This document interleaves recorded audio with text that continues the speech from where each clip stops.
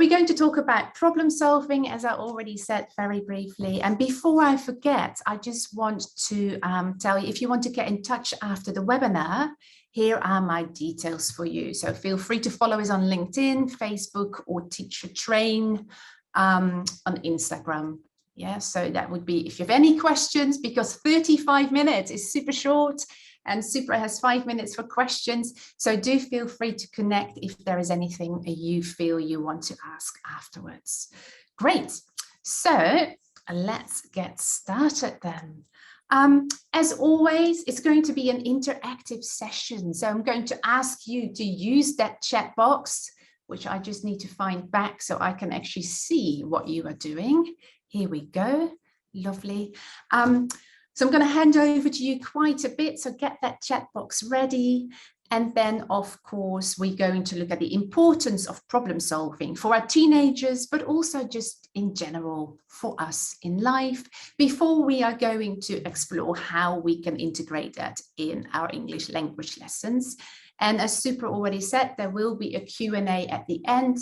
So if you have any questions, feel free to type them in the chat box while we go along. I do my best to keep an eye on that. If I don't answer it, please copy them into the Q&A box at the end, because sometimes that chat is going crazy.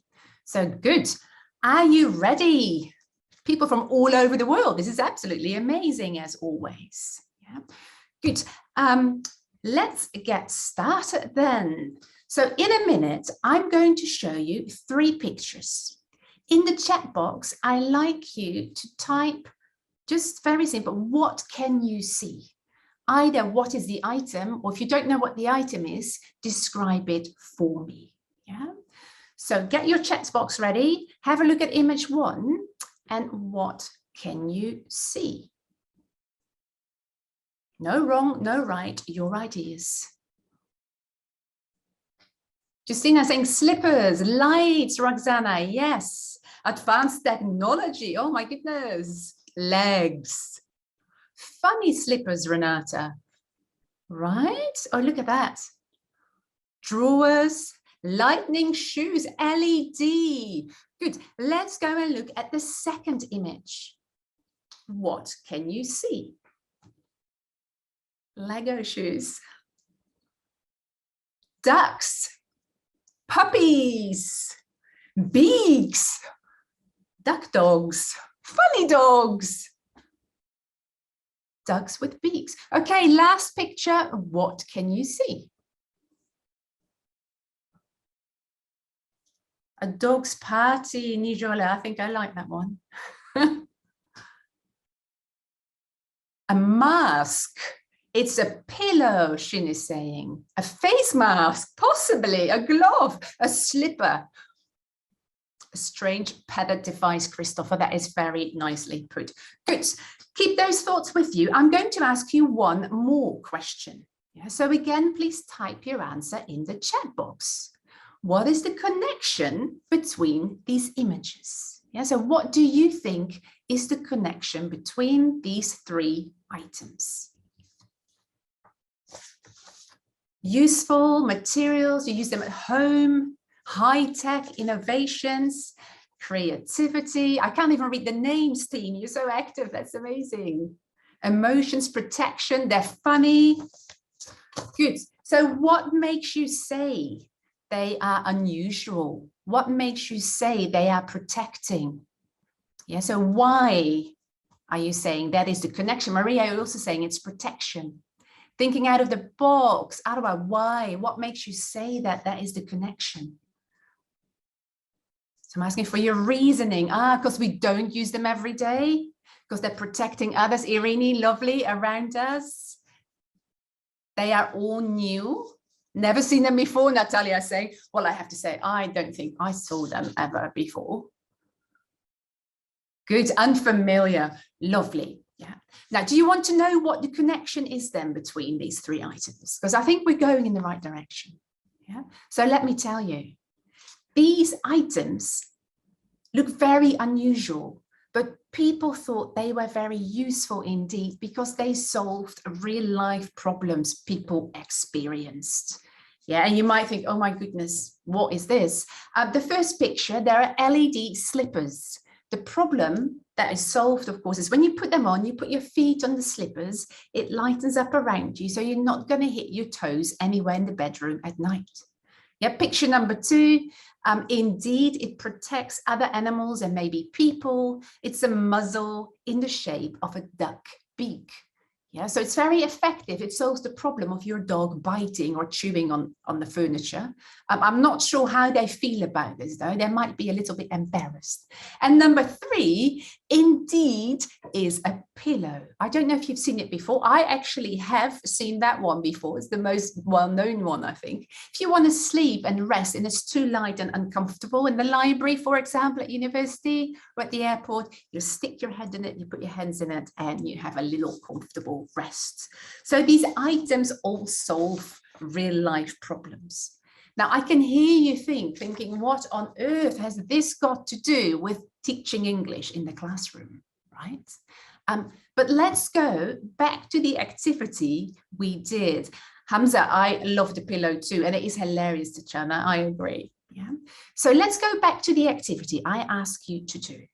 Can you share with me in the chat box what skills you or your students would use to answer these questions? So what skills do we need? Comprehension, critical thinking, participation, comparison, creativity, logical thinking, imagination, Elena, visual. It's actually, yes, Mina, you're looking at that image, you're describing things. Good. Problem solving, Eric. Lovely. Lots of excellent ideas. So indeed, of course, we use language, right? As language teachers, it's very important that we give opportunities to students to practice. So vocabulary, grammar, in your case, you were writing, students might be speaking. They were, first of all, describing, quite a simple level. The second question, I was asking you to speculate about the possible connection.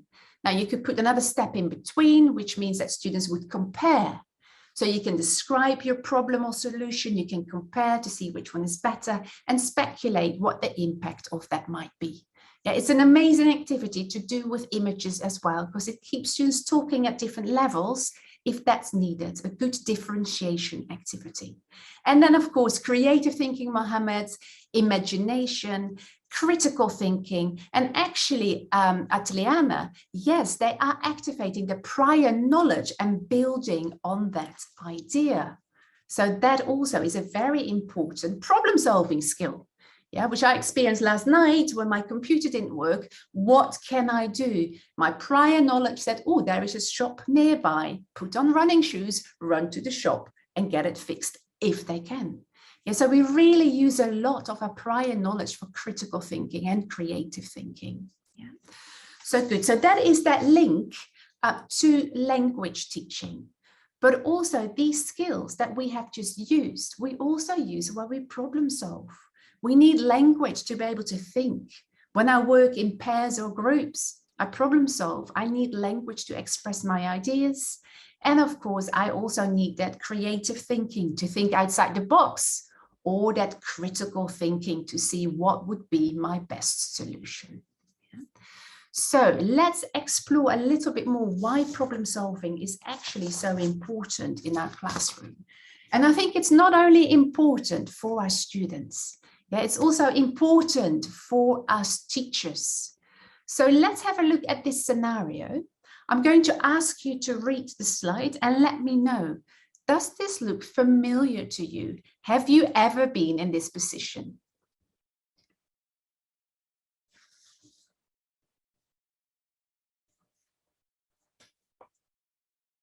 Elsa, indeed, for the first speaking exams, yeah. Roxana, I hope you're saying yes to my questions. I'm not the only one. Oh, this is great to hear, because I have definitely been in this position. My first teaching job, fresh off CELTA, I got given a class of advanced students who probably understood the grammar much better than I did at that stage. Yeah, so that's absolutely okay. That is no problem at all. Now, would you say this is a problem, the situation this teacher is in? Would you say this is a problem? Safa, indeed, is totally okay. Edda, it's a problem. Some of you saying no, yes, kind of. I like that answer, Asmati. Actually, if you look at the definition of problem, we would say yes, it is a problem. Because a problem means that you're in a situation or you have an item or you have a question that causes you difficulty, stress, challenges, or doubt. Yeah, and in this case, this teacher, I think there is a challenge. What am I going to do? Yeah, so there might be some doubt in his head about that. Now, why is it important that we teach our students problem solving? I've got 3 statements for you. I like to know if it's true or false. If you think it's true, you can type yes or a plus. You can also type no or a minus if you think that statement about problem solving is not correct. Yeah, so problem solving, everybody needs to solve problems every day. True or false? Oh my goodness, you're fast. Huda, yes. Anna, Safa. True, true, true, true. I'm not saying anything yet. Question number 2. Problem solving is one of the most important life skills. I still see a lot of very trues indeed. Yes. Pluses. Great. Chat box going crazy now. Thank you, Julia. I saw that. Hugo, lovely. Last one. We are born with the skills we need to do this. Oh, I can see some change happening here. I see a lot of no's. Not true. Not sure. Not really, Elsa is saying. Good. Actually, interestingly, let's go and talk about all of them quickly. Everybody needs to solve problems every day. Yes, it's a critical part of our daily lives. Example, you come to school, you've lost your wallet. Doesn't matter if you're a teenager or an adult. What are you going to do? What is your next step of action? Yeah, and over the global skill that we need to manage when we have a challenging situation is to activate the prior knowledge and to exploit the opportunities our environment offers at that moment to get in control of that situation again. Yeah? Now, indeed, it actually is one of the most important life skills. Problem solving means making good choices, taking good decisions. And that is not always our strength, even when we are adults. Yeah, we'll talk about that why in a minute, but also with teenagers, that's not always the strength.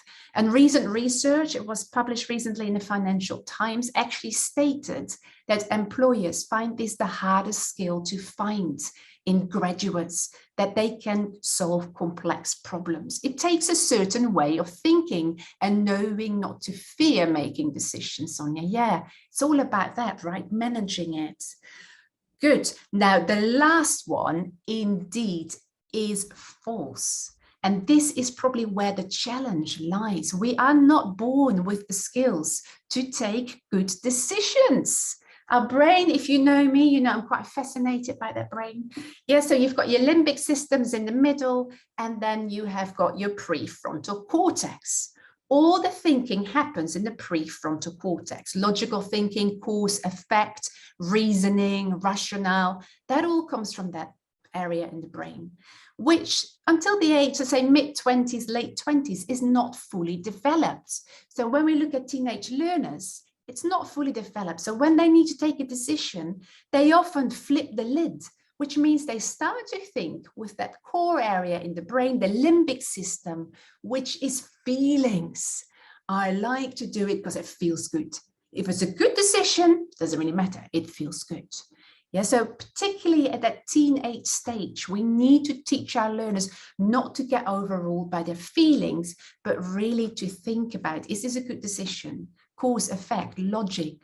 Yeah, what's the rationale? So that's a very important life skill for our students. Good, very quick summary. See if you can problem solve and help me out with this one. Very quick summary of problem solving. I'm not going to read it. I leave it to you. You can type the missing words in the chat box if you want.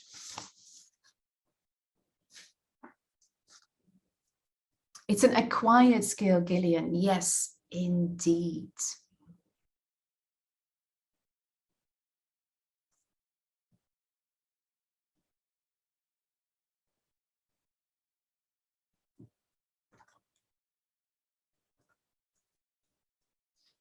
Good. So the earlier we start integrating this, even in primary, simple problems, yeah, the more ready our learners are to deal with that in real life with more mature problems, yeah, with bigger challenges. Oh, very close, Natalia. Nino, very close. So the more they learn to deal with the bigger challenges they get to face in real life. Yeah, it might not be about who am I going to play with, what brands am I going to buy. There might be major issues. So that's really an advantage for us teachers. The second one, Julia, you've got it, sorting out conflicts by themselves. Yeah, so if we teach our students those skills and strategies for problem solving, they're much more able to manage life and those decisions themselves. That makes them feel good about themselves as well. Yeah? So that's actually a real advantage for us teachers. Well, as the first point where students are ready to deal with those big challenges is really a benefit for them. That second point is actually a benefit for me as a teacher, because my classroom management becomes a little bit easier if they can sort out things themselves. And oh, Farashmi, yes, Nino, yes, independent individuals, Maria, lovely. So if they can take better decisions, research has shown that they're happier, more confident people and become more independent individuals. And that's what we're trying to do in that stage of their life. Yeah, so that's really important for the world. And I actually think if more people are able to take good decisions, make good choices, to deal with bigger challenges, sort conflicts out internally together and be independent, then the world might well be a nicer place. So problem solving is actually a huge skill to develop and a really important life skill to have. So let's go back to our poor teacher with his problem. We identified that problem. Yeah. So the next step probably is, what do you think? So we've identified the problem. What is Daria, assessing solutions. Yes, we are going to do that, but ideally in our classroom, because we want to develop those independent individuals. Alma, yes, we're going to generate solutions for students. Yeah.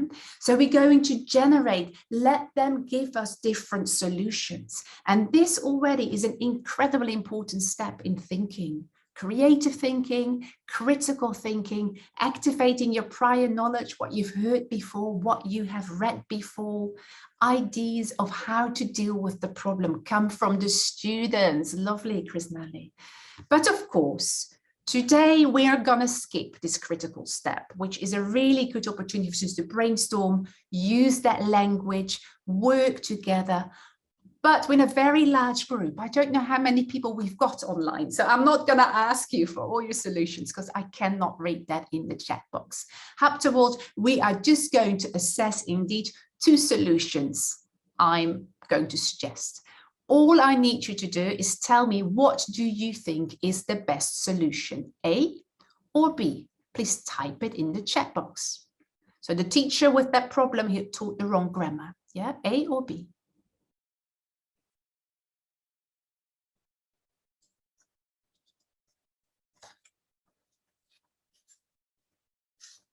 Wow, a lot of you are saying, shout it out. Yeah, don't wear that muscle, but go with a duck beak. Tell them what you've done. I would say a huge majority is saying we need to tell our students. Now, what makes you say that? Why do you think we need to tell our students? What makes you say that? Honesty, Safa. Trust, Vicky. Yes, Eric, everybody makes mistakes, right? That is all right. Daria, we want them to be better than they are, and we can't mislead our students. Good. So you have chosen solution B. And then, of course, when I do this in my classroom, I want to know from my students what makes you say that. Same question as why. Very important question for critical thinking. And also, indeed, Elmas, it shows us teachers make mistakes too. So we're going to evaluate that solution. Yeah. Don't know if you're familiar with the 5 whys or the why chain from Sakichi Toyoda. We use it a lot in critical thinking. There's always 5 whys. But you don't need to use 5 whys. You can just evaluate possible solutions your students come up with by asking why. Let's say B. Why should his students know the right information? Yeah, and then they're going to say because. So why should students know the right information? Because they need to do well in their exams. Next question, Irini, as well, to increase their confidence. Why do they need to do well in their exams? Safa, because they need to do well in life. Yeah, so they need to do well in their exams to get into maybe a good university because that helps them to get a better job in future or succeed in life. Yeah, so this really gets us to think about the solution we have chosen. Is that actually impactful? Or is it just something that's easy to do? Because of course, we want to choose a solution that has the best outcome in our community or our world or whatever your context is of that problem you're solving. Good. And I think as well, I agree that it's really good, Nigora, to tell students, oh, sorry, I taught you something wrong yesterday, because that normalizes that making mistakes, right? Because that happens. We are human, and that's okay as long as we know how to deal with that. Yeah. Good. So let's have a look then in our classroom. Yeah. How is this going to work in our classroom? So in the classroom, of course, I don't know what your classroom looks like. Does it look a bit like this? Or does your classroom look more like this? Picture on the left, picture on the right. You can give me an L for left, one person, an R for right. So most of you, some of you are teaching individual one-to-one, some of you are teaching both. Yeah, lots of you are teaching large or at least groups of people, classrooms full of beautiful people. Lovely, good. So a crowd, somebody, I couldn't read the name, but a crowd, somebody typed in the chat box. Yes, so indeed, it's slightly different, of course, when we look at group work. Solving problems on your own, you still use that language, that oral language helps you to think. Yeah, but when you're in groups, you probably need to communicate more. Now, I'm going to show you an example page of Get Involved, which is a secondary course book for teenagers. And a huge part of the course is centered around problem solving. So as you can see here, there is a project for students on a topic that they have explored in that unit, and then they are going to problem solve together. So here, first step for students, again, is to identify this problem. What problem have we got in our community, for example, or in our school? Yeah, we keep it local because that's much more meaningful. But students are generating or identifying that problem. That next step is that students are going to generate solutions. They come up with their own possible solutions to that problem, and then they're going to choose one in their team and create that solution. Yeah. Once we've done that, we're going to present it to the rest of our classroom, the other groups, and then we're going to evaluate those different solutions that have been presented. So what we just did at the beginning of this session, we identified the problem, we looked at possible solutions. I mean, I gave you 2, but ideally we would generate solutions together. And then we're going to ask, what makes you say that? Why is this important? What's the impact of this solution? Is it the best possible solution for us? Okay. So when you do this in groups, and we're developing a lot of different skills, yeah, not only problem solving, but I'm going to ask you, what do you think, what skills do our students need to work on problem solving together? Yeah, so in groups in your classroom. Vicky, or Vic, teamwork, confidence, cooperation.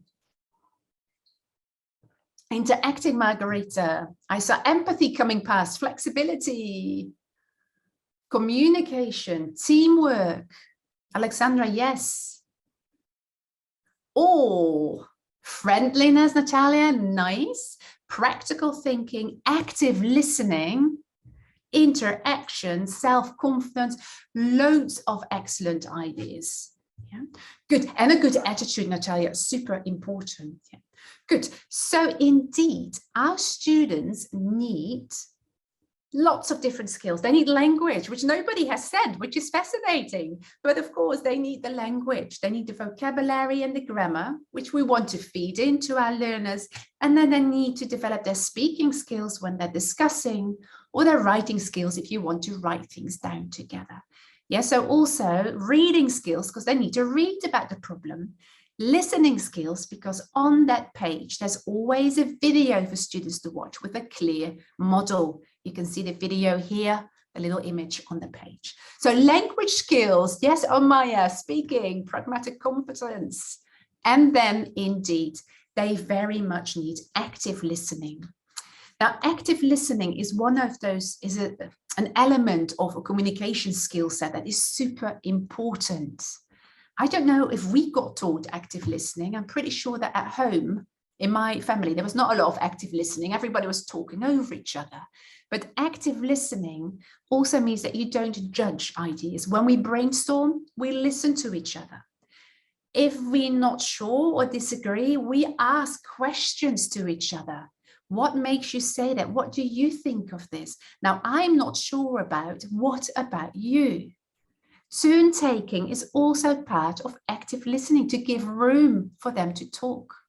We're asking for clarification. And then, of course, for me to check that I understand your ideas, I'm often trying to repeat what you said in different words. Yeah. So if I get it right, this is what you are saying. Yeah? A very important skill indeed that we need for students to work in teams effectively together. And as you can see, Get Involved has all these little text boxes that we can actually guide or support our students in this stage. There is language for them that they can use to communicate. Yeah? And it is, in a collaborative task, really important that students develop this language as well, because they can use that outside the classroom.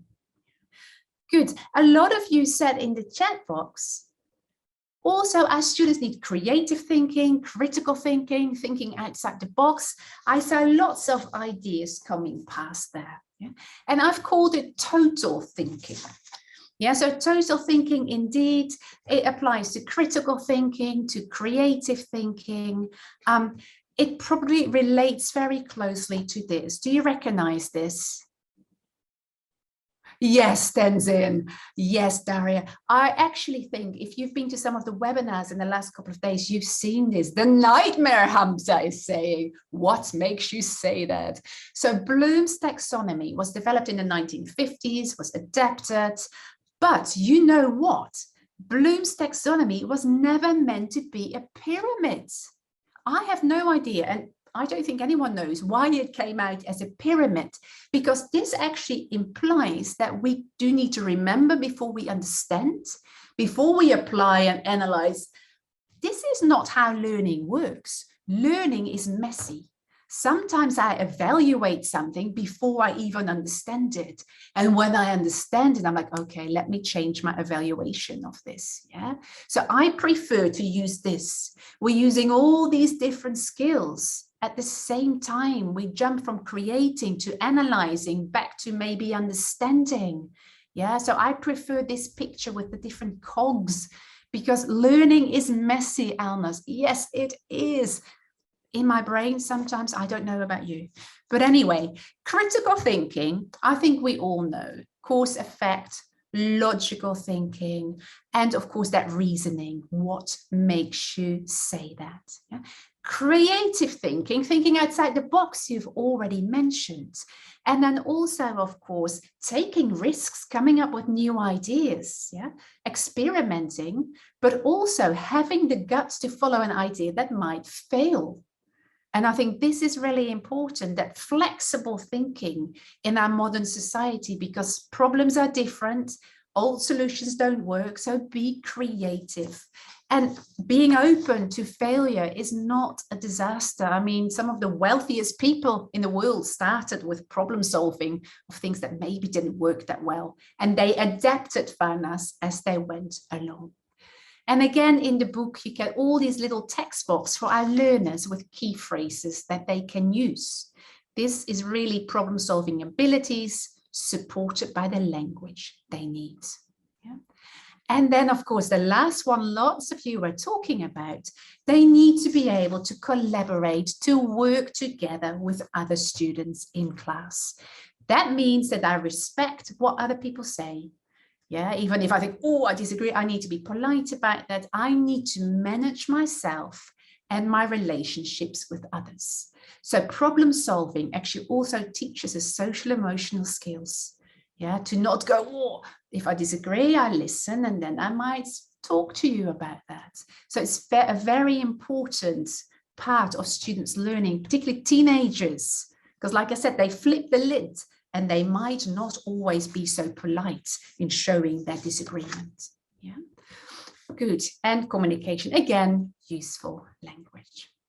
Good. In a nutshell, so what do our students develop when we actually develop problem-solving skills? So much more than just problem solving, which is their total thinking, the language, of course, important as we are language teachers, active listening, something we need to do more of maybe in our lives, as well as working well with others. Yeah, and I think Alicia mentioned yesterday, it's not always the materials we use or about the teacher. It's about what happens in the classroom that really enhances that learning. So problem-solving approach is a really useful approach. So when students work on a project, this is actually about green and renewable, but Harry's going to talk more about that later. Yeah, when students work together on a project, they actually develop skills to work together. They develop skills, in this case, to see the link between what's happening in the classroom and how that relates to real life. So the project is the vehicle for language learning and content learning, as well as all those super skills like communication, collaboration. Yeah? So there's loads in there. It also helps our students to become more self-directed. You identify the problem together. You give me different solutions together. This really enhances that participation in our classroom because students can say what they want and teenagers really want to have that voice in our lessons. And as we saw before, it also develops the opportunity for them to work on teamwork skills, active listening, social emotional learning. So problem solving is so much more than just solve the problem. You know, we're actually developing as human beings. So, now, with that, keep in mind that we need to make sure that we enable all learners. Because students that are more fluent, they have more language available, they might take off and the others are left behind. We don't want that. And as you can see in Get Involved, there's always a video, yeah, that models that process, the project students are going to think about, plan, create, and evaluate. There's a very clear model. What do I need to do in my group? That really helps all students get the opportunity to join in. Then that necessary language we need to feed in as teachers. In Get Involved, you had these little boxes, but of course, you still need to listen. If there's anything else you want to support or you need to support your learners with, yeah, because your learners are not the learners this book has been written for. It's been written for teenagers globally. So you might actually say, this is not needed, or I need to feed in a little bit more. Then, of course, it's your role as a teacher as well to guide them in this learning process. Ask questions if you think, no, I'm not sure if they're going in the right direction. Give suggestions so they actually get more ideas if that's what they need. And of course, you can provide a structure to your learners to do this. The structure in the book is that think, plan, create, present, and evaluate. But you can also say, okay, we're going to put all the problems on a Padlet. Yeah, we need to identify a problem in technology in our community. You will put your problems on here, and then we're going to ask each other questions about the problem. There's very clearly that why is it a problem? Why should we care? How does it impact daily life? So it becomes really relevant. And they can all come up with problems and you evaluate if it's a good problem or not. Yeah. Of course, you can also look at the solution. This is a problem I give my students. If you want to do that, here are possible solutions. Please give me your ideas in your teams, and then we're going to work on pros and cons. This is Padlet. So I often do that with my class because I see a bit of the writing, I see how they're going, and I can comment on what they do as well. If you don't want to use that, you can just make worksheets where students write down their problems, their possible solutions, maybe 3, maybe 4, and then we're going to select this solution. And this is the next step, what we plan to do in our team. Who is doing that, what, who is doing those things when, and how are we going about it? Yeah. Graphic organizers, Tenzin, I think they are very useful for thinking. Absolutely fabulous tools. Good. And then the last thing, this is probably a lesson. I think we've all experienced it, and I'm not doing too badly today. I've got 1 minute left. Give it enough time. And I think this is the challenge. When we talk about project work in the classroom, a lot of teachers will say, it's not going to be as effective as direct teaching. When the students are self-directing their learning, it takes me a lot of time. I don't have that time in my curriculum. Yeah, I don't have control.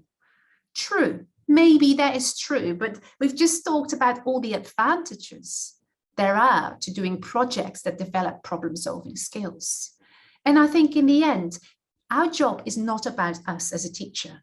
Our job is not about us teaching. Our job is to optimize students' learning opportunities so they come away with as much skills, language, or whatever we can give them in the couple of hours we have every week. Yeah, so move away from this traditional teaching if you can, even if you only do it once a month. Yeah, move more towards a different approach as opposed to spoon feeding. Because honestly, what does spoon feeding teach our students? I'm not sure, but I'm going to show you this quote, which I think is very powerful. Yeah, spoon feeding in the long run teaches us nothing but the shape of the spoon. So even though it might be more challenging for us as teachers, I do think it's so worth it for our learners to start developing these skills, integrate project work and problem solving in your classroom, and your students learn so much more than the shape of that spoon. Yeah, beautiful quote. I thought I'm going to leave you with that today. I hope there was some food for thought. An odd spoon, oh Maya, it is a spork. Yeah, I don't know if you know sporks. I live with sporks whenever I travel. It's a spoon and a fork, useful for traveling in the hotel, on the train. Swedish invention. Yeah, problem solving probably. So thank you everyone, and do let me know if you have any questions. Wow, thank you, Anna, for your wonderful session. And I really like this quote. Yeah, it's so inspiring. I think it really makes me think about my teaching as well. So it's so simple, right? But it's so true. Yeah. And we need to, really reflect on something like that, which is quite true, but we don't sometimes think about it. Yeah, I've got a question from teacher Daria, not our Daria, teacher Daria. So she asked about how, because you mentioned active listening earlier. So she asked about how teachers can practice active listening. Do you have any practical tips like routines to help to develop that skill? Well, it's actually a skill that I've been trying to work on as well, because I think in our busy lives, it's not easy sometimes, right? So I have some guiding questions. My students work in pairs. I get them to, okay, A, you give your answer, and maybe make sure as B, how much do I listen before I answer? Or do I actually wait till speaker A is finished? Yes, giving that room. So those questions, do I wait? Do I finish the sentences, which we as teachers tend to do sometimes? And can I find silence in our interaction? Trying to do it now, super. Yes, it's Yeah. sometimes hard to like bear the silence as a teacher. I know, yeah. So we need to think about the questions before we start to talk. We listen maybe until certain, point. Yeah, that's a really good idea. And allowing for that silence in pair work as well. If students don't talk because they're actually processing that information, that is okay. That is an important part of learning. Yeah, it takes some time. We need to be patient. Yeah, and we have just got another question from teacher Ilinas. Sorry about the pronunciation. So she asked, students usually have problems in listening. What shall we do? Maybe to help students with their listening at the beginning. I think it's very hard to give you a one-size-fits-all solution, of course. But like what we have here in Get Involved, for example, there's a video, so students could watch that as often as they need. And one thing I really like is when we listen for the first time, just write down the words you hear. And you might have a very small sticky notes. You know, you might only have 5 or 6 words. Then my students listen to the same recording again the next day and they get a bigger sticky note. And interestingly, Super, they often pick up more words. Yeah. So the more you listen, the more you probably pick up. And it's absolutely fine to get students to listen to the same text 2-3 times because they pick up more, they understand more as well. Yeah, thank you very much for your answer. So yeah, I think yes, I think we've got all the questions answered. Yes, thank you very much for being with us, Anna. And I really enjoyed your session. Hope to see you soon online for more sessions. I just want to say thank you to all the teachers for being here because I know they're all super busy. So I really appreciate it, and how active you've been in the chat box is amazing. And thank you to Macmillan for inviting me again, because it's always a pleasure to work for you in the festival. So.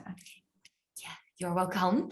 So thank you very much. So I'm going to move forward for the next part of the session. So could you please let me share my screen? Yes, please. Thank you. Great. So can you guys see my screen again? Yes? Cool.